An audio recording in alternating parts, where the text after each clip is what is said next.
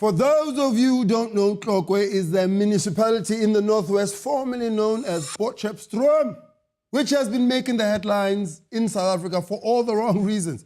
But in true South African style, it seems that Tlokwe's former mayor, Mapetle, is refusing to vacate his office despite having received his marching orders by not just one, but 2 votes of no confidence. Mapetle Squared, that's what we call him, has not taken the hint. Hey, Baba, they want you to go. Instead, he's decided to start his own Occupy Tlokwe movement. What makes it worse is that on both occasions, he was voted out by his own comrades, like your boys, and then your boys are like, they're in an island of survivor, and then they said, yeah, you're the weakest link, you must go. That's right, not once, but twice. ANC councillors chose to vote for a DA candidate councillor, Annette Kombrink. I don't know if you've seen this woman in South Africa. Take a look at her.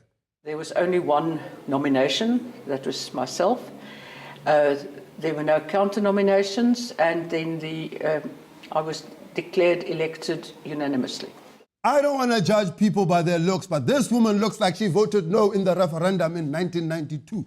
We're talking about Potchefstroom here, which is one of those places where the AWB and the Burumach have timeshare.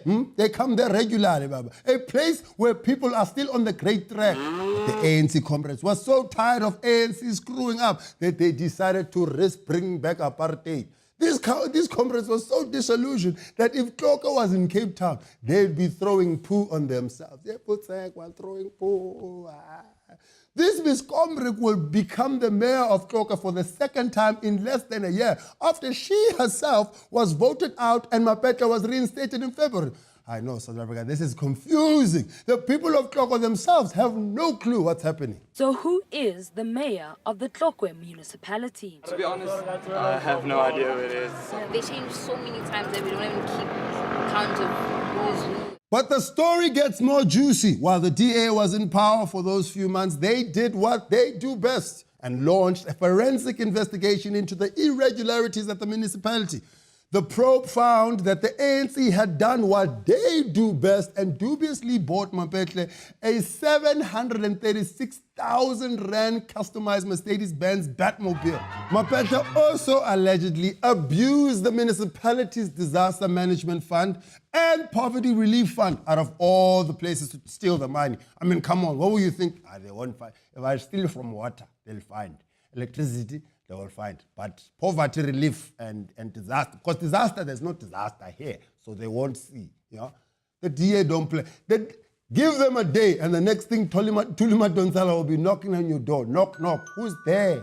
Tulima Donsala, ay, the madam is not here. Come back tomorrow, Tuli. No, I want to see the report. Ay, kawambi, amba Tuli, giving us headaches. But that's not all, folks. As a consequence of handing the municipality to the DA, the top brass from Lutuli House came down wielding the axe like an overzealous butcher at a chicken farm. And now the 14 ANC councillors who voted out Tlokwe's mayor Mapetle Squared for corruption have been expelled from the party. Lutuli House is like, no.